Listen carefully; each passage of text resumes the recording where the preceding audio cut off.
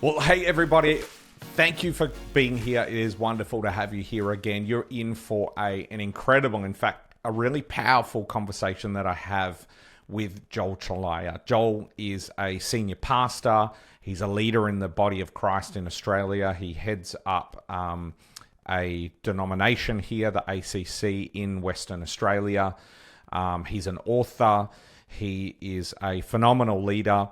And we really have a conversation about leadership, but we also dive in right at the end. Stay right to the end, because we dive into this conversation where he talks about how he had a brain tumor and how that altered his life and what he views as success in ministry. And it's super powerful. I know it's going to really, really help you. In fact, if you're not going to listen to this whole podcast, just go to the last 15 minutes and you'll absolutely love it. It'll impact you. And so we're going to head into that in a moment. I want you to do me a favor, if you can. I want you to like this. I want you to subscribe to this, whether you're on YouTube, one of the podcast platforms, but make sure you like and subscribe. That really helps us get our message out in just resourcing and empowering other leaders across the church, of which I am really passionate about. You can also head over to churchnxt.com, where you'll find more information about who we are, what we're about, and our desire just to pastor and to shepherd and to empower the church. So God bless you. Enjoy this. Here's Joel Chelliah. Well, I'm here with an absolute legend, someone that I have fond memories of and really appreciate who he is. But I'm with a pastor from Western Australia. His name's Joel Chelliah. Hey, Joel, how are you? Hey, good. Thanks, Matty. It's such a privilege to be here, bud. Thanks for calling me out.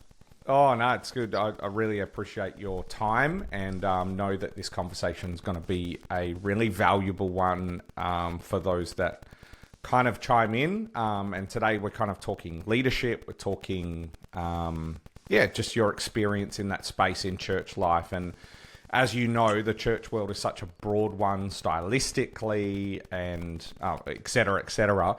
And I know that you're someone that has got a really broad experience in leadership. For those of you that don't know Joel, and I'll put in our show notes how you can connect with him later on. But Joel has been a leader in a lot of areas, kids ministry. Have you been in youth ministry? Yep, kids, youth, young adults. Youth. Just keep going, man. The list goes. Connect groups. Yeah, that's it. Oh, it's amazing.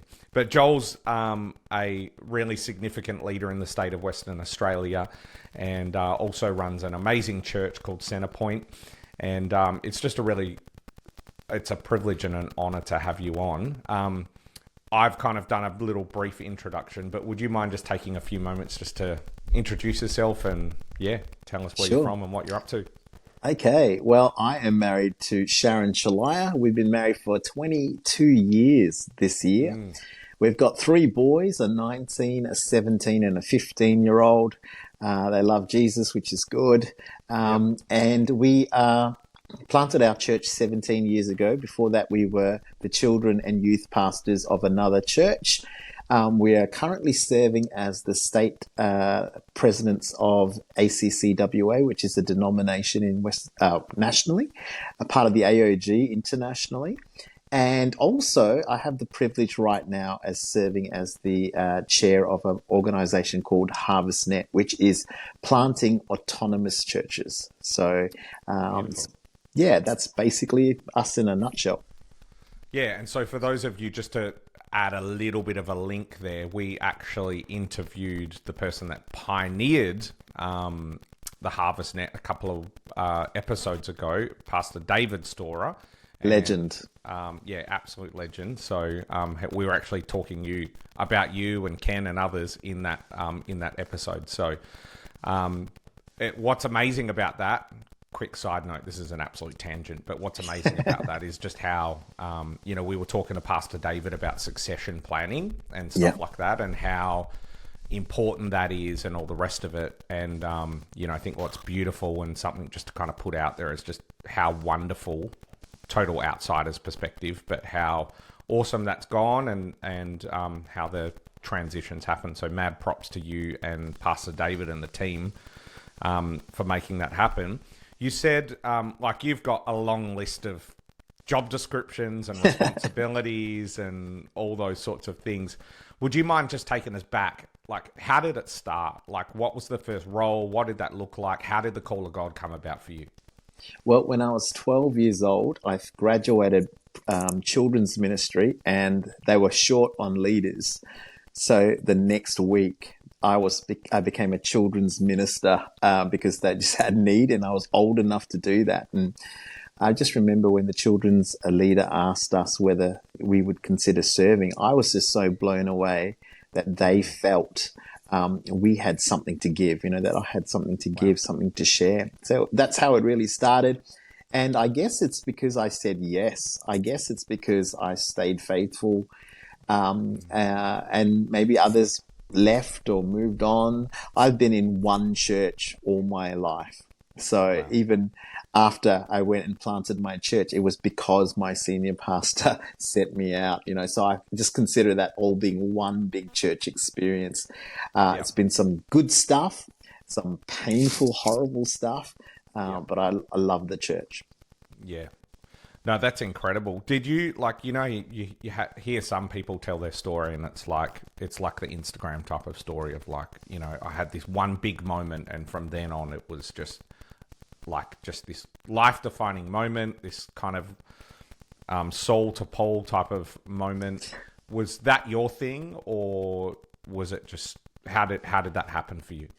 No, look, it was just day to day saying yes to God in small ways, to be honest. We said yes to children's ministry. Then they said, would you like to be a youth leader? There was a need. I didn't feel no, so I said yes. I sort of work on that green light principle, that traffic light's always green unless I get a clear red. So if there's an opportunity and I raise it to God and I don't get a no, I'll take it as a yes with wisdom. Yeah. No, I love that. I think it's important for people to hear, because I think, like, as I was saying, in this kind of highlights world that we live in, and like we go to the conferences and they're awesome, but we hear the highlights, like we read of only the miracles sort of thing. But I think it's really powerful and important for people to understand that happens for some, but it's not always the road that Totally leads to kind of where God wants you to be. And I love how you said it's like the small yeses. It's the small yeses. It's faithful daily devotion and obedience and boring routine and mundane sowing bit by bit, layer upon layer, that builds a healthy marriage, healthy family, a healthy church, and a healthy life. Yeah, no, that's beautiful. I love that. And there's so much about that is just not valued in this day. And so, leaders and pastors just know that you're making a big impact by that daily yes. And I think your life, Joel, from just seeing how God's grace has just, pushed you into what you're doing is just, or led you maybe, has just been such a testimony of that. And it's just so amazing. So you're this person that's like, just, you're saying yes, obviously yourself and Sharon, you're aligned, just like, let's just keep saying yes. If you could go back, what do you wish you would have known back then? Like, what do you wish you would known? What am I trying to say? Spit it out, Matt. What do you wish you would have known back then in hindsight now? Sure. If I was to go back and talk to my younger self, I would probably say the will of God, I believe, is wide with boundaries. It's like a big paddock rather than a tightrope. And I used to get so worried about stepping out of the will of God that I'd make a wrong decision, and I would work myself up trying to hear God, do I do this? Do I not do this? And I'd get so tense. But I think now I understand that there are boundaries, but God's will is so wide. And so you actually get to choose. Do you want to plant a church? No. Do you want to plant a satellite? Do you want to stay serving in this house? There's a lot of there's a lot of space in the will of God. As long as you're obedient to him, it's not like walking a tightrope. And so stop trying to work out what is the will of God for my life and just say yes and work out the way you've been wired and seize every opportunity. And that's how you walk in the will of God. Yeah, beautiful. I'm curious to know, like, are there any moments in your life where you walk through a door that was kind of like green light, but you worked out when you got through, you know, because we're all human, right? But you walked out when you got through, like, you know, I can name something in my life where we walk through a door in a business decision and it was an expensive mistake. You know, we got to the other side of that thinking that might be the pathway forward, going off kind of that red light, green light principle. You know, you're bringing it to God, you're wanting to honor God, but then you get through the door and you're like, yeah, nah, this isn't quite right. Has that been an experience that you've had? And if so, what then? Yeah, look, I've always made these decisions also considering the people that I'm accountable to. So I've always bounced those decisions off others. So there's been times where I felt there was a green light and David Storer told me that's not a good idea. I didn't like it. But because I placed myself under him as my senior pastor, I didn't walk through at that time. And so later on, he changed his mind. And so it was a green light after all. But I generally try to have good people around me, above me, speak into that area of my life. And most times, even though it's green, it's not perfect. It's still painful. There's still a prison time. There's still a palace time. There's still a well time with Joseph's life, you know, and that's the same with mine. Just because you're in the will of God doesn't mean that it just gets better and better. There are seasons of darkness, seasons of trial, seasons of pain that you have to push through. Wow. Can you help us to, like you're the head of a movement, you're a senior pastor in a church. How, as a leader, do you go about, you know, because I think the Western church, we're pretty good at like setting up kind of accountability, if you like, and that sort of transparency. But how have you actually, as the senior leader in certain environments, been able to create a culture where people would correct and rebuke and encourage you, whilst being that kind of head leader, if you like? Sure. Look, you can have a structure, but if you don't have the heart, you can work around the structure that you set up to look good. And I've seen a lot of people have a board and have oversight and eldership, but they just don't listen to them. And I've just made too many mistakes by myself that I am too scared to go out alone without covering. And so I really do need these people. I actually have a revelation that I need these people. I can't see my flaws. I can't see everything. And so having these people and building a culture of team, somebody speak into my life, shape this dream with me, you know, is so important. And so if you have it in your heart, and then if you have it in the structure, you'll generally invite people to speak into your life. But if you only have it in the structure for show and accountability purposes, but you don't have it in your heart that you actually really need good, wise, godly people around your life, you're in trouble. Yeah.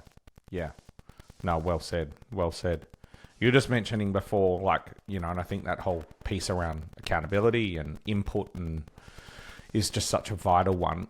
Like, you know, your church is a phenomenal church. What you're doing in the States, really incredible. And what, you know, often God builds through our strengths. What are some of the strengths of your leadership that you go, look, these are the things that I naturally find easy? And then maybe on the flip side, what are some of the things that aren't your natural gifting or weaknesses? That's probably a bit of a strong word. And then how have you compensated, either through team or what have you, some of those areas? Sure. I would say my strengths is my visioning ability. So I can see something that's not there, and I have the ability to communicate that to people around me so that they want to buy into it. I believe that is a gift from Yep. God and used for the church. The other one would be, I think I've got a pretty good sense of discernment. Beautiful. So just some people call it gut instinct. Some people call it the gift of discernment. So that's really a benefit when you're a leader, having to make Yeah. decisions on the fly quickly. Yeah. Yeah. Weaknesses, oh goodness, I've got so many. But and of course, Oh, we all feel that about ourselves, right? We all yeah, go, oh true. my goodness. But I think it's important to know your strengths and also to know your weaknesses. And I think the older I get, I'm not going to deny my strengths. I need to grow in them, but I'm not going to deny them because I can steward them if I know them. If I don't know what they are, I can't steward them. But it's the same with my weaknesses. My weakness definitely is I get bored really quickly. I love to start. I'm a pioneer. I don't like to Yep. maintain and continue. So I actually need people around me that actually will continue the work. So I find that one of my jobs in the state and the church is to start and initiate programs, events, churches, that sort of stuff.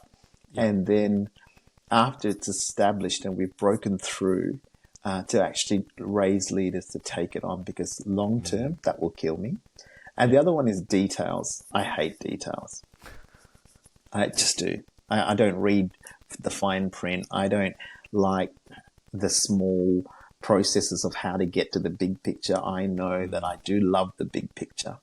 So I've got an exceptional team in every department in HarvestNet, in the state, and in our church that are brilliant with the detail, with the small, with the making things happen. That Yep. helped me out. Yeah. So important, isn't it? Just surrounding yourself with the right people. And equally so, when you find those right people, they're surrounding themselves with the right people in you as a visionary Totally. and the pioneer and that apostolic person. But you need, an expression of the fivefold and other Totally. gifts too operating at the same time. Was there, would you say, Joel, that, like, what's an advice to a young entrepreneurial, pioneering, apostolic type of person that's really like ideas? Everything you just described, I was just like, for my own life, tick, tick, tick, tick.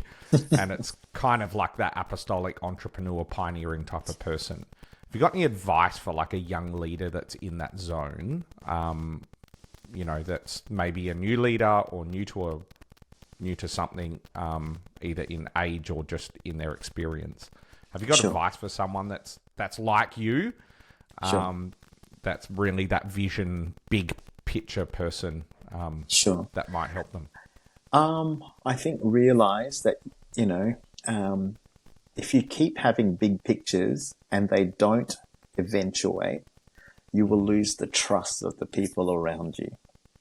So have those big pictures, write them down, think them through, but make sure you have the time to draw the people, build the resource, get it started, see it through. Because if you're constantly changing direction, people get confused. They don't know which way to go to follow. If you're constantly changing your plans and your, strategies. And so I think I've had to slow down and just go, okay, that idea, that dream is not for now. It's for 6 months or 3 years time. Write it down, because I've got to lead people into the current vision that I've just sown, So it's like one big thing a year, or maybe 2, 3 big things a year, but that's it. Like we've just got to lead people well. And so I find that when you have a few runs on the board, then you have momentum, then you can do more. But if you don't have runs on the board, you haven't got, some successes under your belt, bringing a new vision just gets eye rolls from people going, oh, here we go again. We're going to, it's just really important to take things slow and take a team with you. Yeah, great. So it's like execute the idea, like actually Absolutely. get it going. Do some Absolutely. work around it. I know that well Absolutely. because it's like it. And for those that naturally find it easy to come up with ideas, I think that's the most paralyzing thing, right? Is you have Yeah. so many ideas and then you don't ever execute any of them, whether that's in church life, what God's speaking to you, business, etc. And then you end up having this big book of ideas, but you haven't executed any of them, and years come and go, and it's like, Yeah. well, that would have been a good idea to start kind of 10 years ago. Absolutely. And I also empower my team. So my team are allowed to come to me and say, hey, PJ, you've told us 4 things. I don't know if you even realize that you've told us 4 things, but you want us to do 4 things in the next season. Which one is number 1 priority? Which one's number 2? Which one's number 3? And if we have time, we'll get to number 4. And so it helps me to go, oh my goodness, I have put a lot on my team, but what do I want them to focus on now? Okay, this one and this one, ignore these 2. Yeah, okay. And how do you how would you prioritize those in your context? So obviously, I think that's where the gift of discernment comes in. Right. So you can have the great entrepreneur who has the brilliant ideas, but what do we want to focus in now in this season? What is the now thing to do? That's where you need some discernment, some vision, some wisdom. Sorry, yeah. I love that. And on that note, like being a pioneer and being someone that is idea orientated, apostolic, whatever you want to call it. What's as you observe your own journey, what's something that, or maybe a few things that you've just acknowledged in your own journey, or as you've observed other leaders that you've been bringing leadership to in your roles, that has held them back from stepping out and becoming that entrepreneur or church planter? I think the biggest thing is fear. All of us, we don't want to fail. What if no one turns up?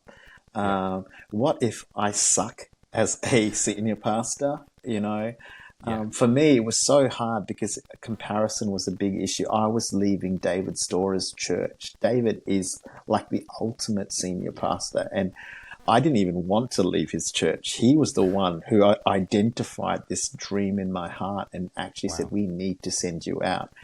And so I'm like, are you sure? What if I make a mistake? What if no one turns up? Who's going to leave David Storer to come and help me plant? But we've got to step out of the boat with courage and boldness and obey God. And by his grace, when we do that fearfully, but still do it anyway, bravely, he comes through. Yeah. There's miracles on the other side of your obedience. Yeah. Oh, totally. And so, are there any, just to dive a little bit deeper on that, practically overcoming that fear? Do you have any pointers to someone, that's that, 20 to 30-year-old, they've got a church in their heart that they feel God's speaking to them about? So if you've come, you've got a church in your heart and you've talked to your senior pastor and they agree and you have learnt, you've put yourself under authority and you, but are still fearful, but you've got the release, then my encouragement to you is, apart from pray and fast, there's nothing but do. There's nothing else. You either do it or you don't. Wow. Yeah. If you don't, you'll regret it for the rest of your life.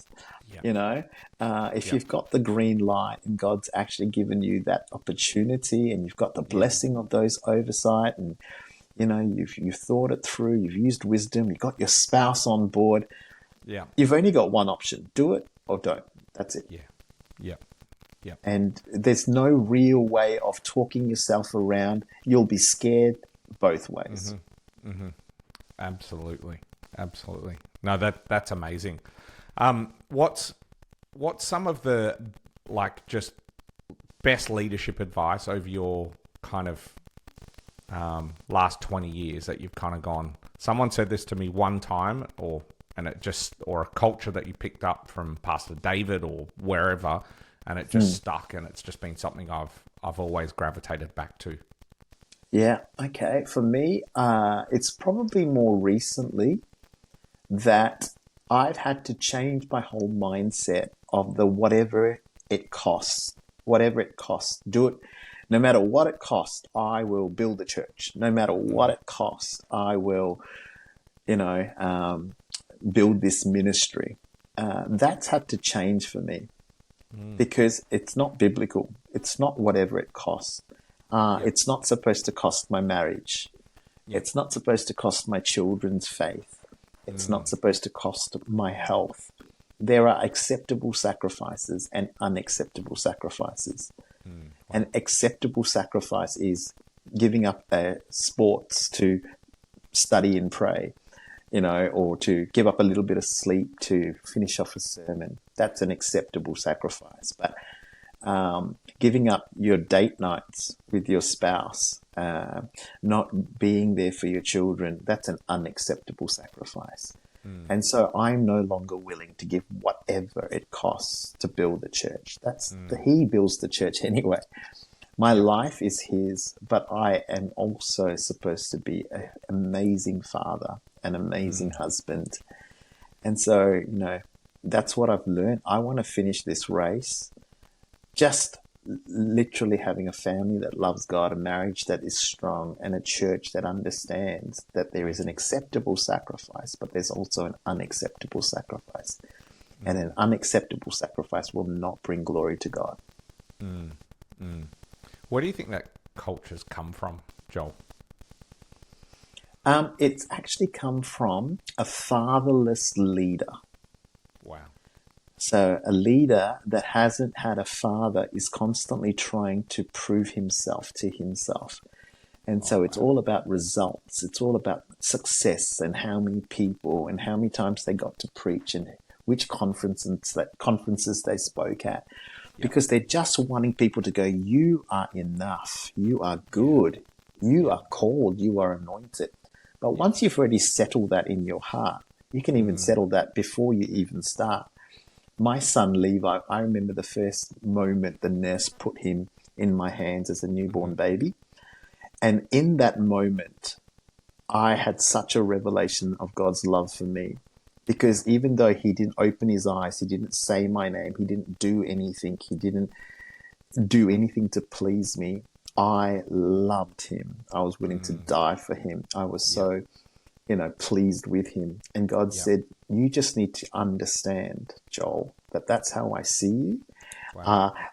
You don't have to build a big church. You don't have to lead people to Christ. You don't have to pray. Just you. Yep. That's it.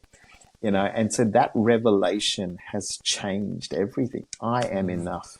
I am loved. I'm accepted. What I do doesn't change that.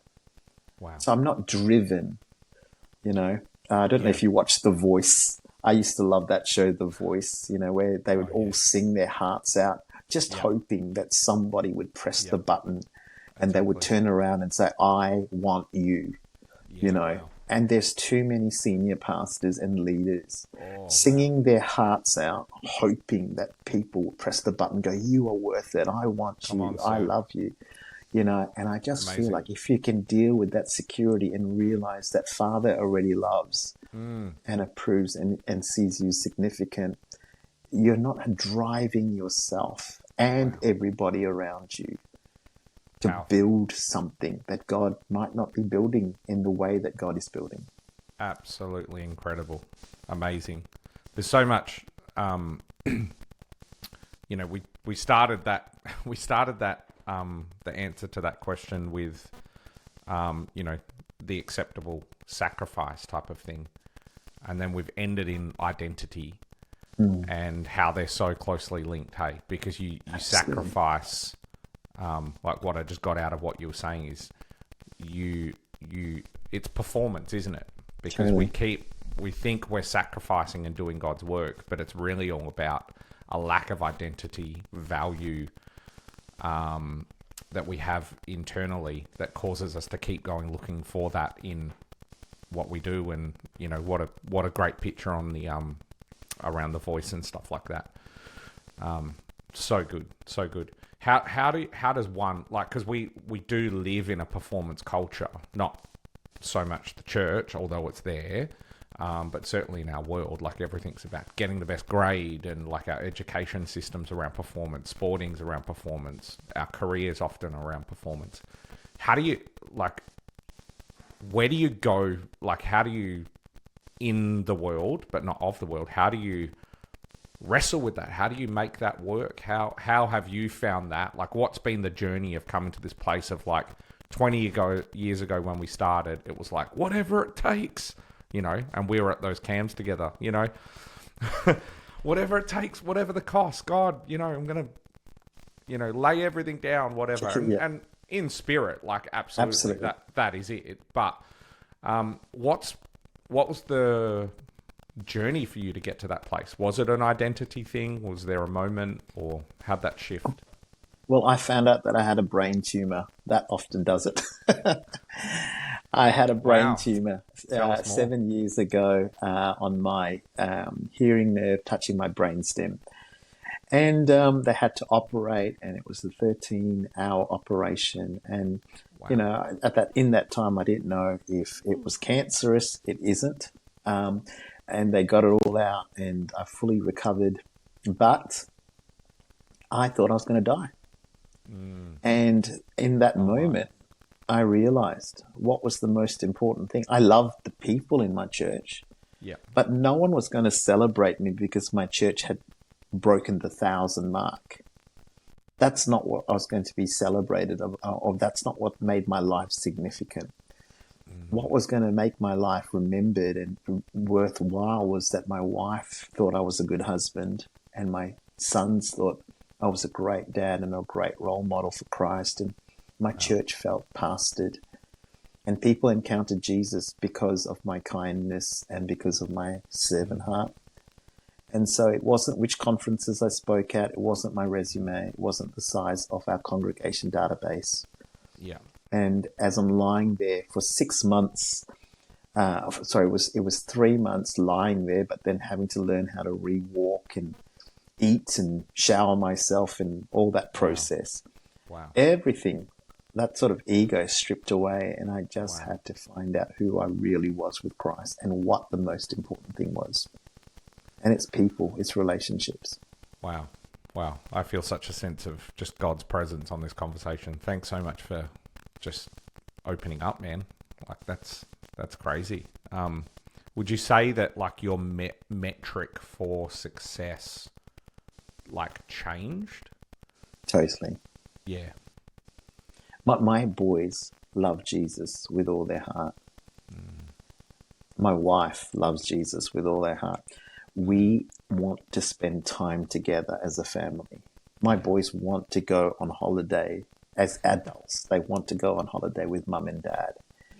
Can I tell you, that is success. Unreal.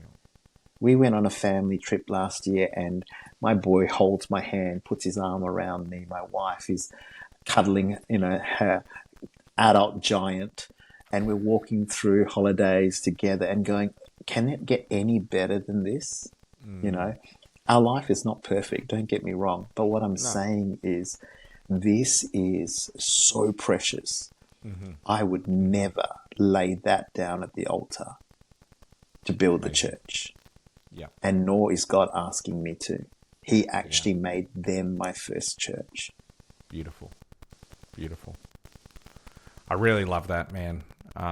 It's just making me think about how, you know, one of God's main definitions for his people is a family. And often the one that he's put us in is the one that we neglect for the sake of what we think he's got us to do. And it's just so wrapped up in performance and wrapped up in just this wrong ideology of who we're called to be and what we're called to do with our lives. And again, just thanks for sharing. I'm kind of a bit lost for words, which is kind of awkward in an interview conversation. But I just really sense God on this, because I think it's just such a big thing for leaders. And I think it's such a big thing for the church, specifically in the West, where we're just so wired and tethered to a worldly way of performance. And, like, you know, the world operate on the thing of, like, well, if you're going to start a business up, like, growth, keep going that way. But God's version of kingdom and family and how his kingdom works is that, right? Like, it's family. Absolutely. It's not even a thing that you can measure. I was thinking about this the other day, and I was thinking, well, often, obviously been pioneering a church and doing all those sorts of things, and we often have these conversations around KPIs and what are we measuring and all those sorts of things. And not to say those things are bad, but I thought about it in the context of my kids, right? And it's like, we don't sit down at the table, or Alicia and I don't sit down and go, all right, we don't have these external metrics. Like, we want our kids to grow and develop and be healthy and taking steps, absolutely. But we don't have these kind of KPI moments like, all right, we want our kid to be, we're actually interested in their health, and the journey of their growth and discipleship is more around a becoming than it is a doing. That's right. And I think if we as pastors and leaders can really grab hold of that idea for the church communities that we lead, how are they growing? How are they becoming healthy? How are they stewarding their families? How are they doing all those sorts of things? I think it's challenging. And my personal journey has been that there's been a lot of undoing and learning to get to that place of understanding that the kingdom isn't, well, my success is God already sees me as a successful person through the eyes because of Jesus' work. Absolutely. And that's all he wants. And that's what he's got, we're the righteousness of God in Christ Jesus and identity. What an awesome conversation, man. Thanks so much. I really love that. I wanted to add, Matt, please. because I just feel like there might be people listening to this and going, well, I've lost my marriage, or I've lost my family in the process. I've lost my children. Maybe they're not serving the Lord, or don't want anything to do with ministry. And I just want to encourage whoever's listening, if they're in that situation, to realize that as long as you have breath in your lungs, it's not too late. Because I have seen so many lives and marriages and families transformed after people have had this revelation. If I didn't have that brain tumor, I don't know if I'd still be married. I don't know if my kids would still be serving the Lord, because I was so driven, so consumed, because of my lack of security in who I was with Christ. So if God can change that and change my family because I changed, I believe he can do that for everybody. The grace of God is sufficient. Amazing. Absolutely. And if you're in that space, hey, reach out to someone. There's a lot of people around you that want to support you and love you, and often church leaders and pastors and just people in your world family, they don't know how because they don't know you're hurting. So if you are that person, please reach out to someone, and please, just be transparent and share where you're at. A few quick things just before we go. Sure. What's a book that you've read in the last 12 months that you'd recommend, and what was something you got out of it? Look, I've just started a new book by Jordan Peterson called 12 Rules for Life. Okay. I've just started. But man, I love the way this guy thinks. He challenges you. I don't always agree with everything he says, but I'm just blown away by his courage to say it anyway. Yeah, love that. If you could go back in time and sit down for a almond milk latte with someone, who would it be and why? I would go back to and meet up with Barnabas, the son of encouragement, who trained up Paul, and I'm sure trained up many other mighty men to do great things for God. So I would like to see how he did it, what he did to empower and release another generation to go further than he ever did. Interesting. Haven't heard that one. Everyone's more normally like Paul or Abraham Lincoln or love that. What's your favorite food? Thai. Really? Oh, favorite dish? The pad Thai? No. It would have to be a fried fish, a whole fried fish in tamarind sauce. Oh my gosh. Salivating as we speak. There you go. Now, I'm assuming you're go for the West Coast Eagles? That's right. Come on somebody. I'm still holding on, mate, all the way over in Victoria all these years. Once you're a West Coast Eagle, mate, you're one for life. Oh, mate, it's a long path ahead of us. But That's right. and just lastly, Joel, just tell us how people can connect with you, reach out to you, say hi, socials, etc. Sure. Well, they can reach out through Instagram and Facebook under Joel Chelliah. I've got a kids book called The Chat, which I'm so passionate about, talking to fathers about their sons in regards to puberty, sexuality, marriage, porn, helping the kids have that first conversation. So that's the chat, kidsbook.com. Awesome.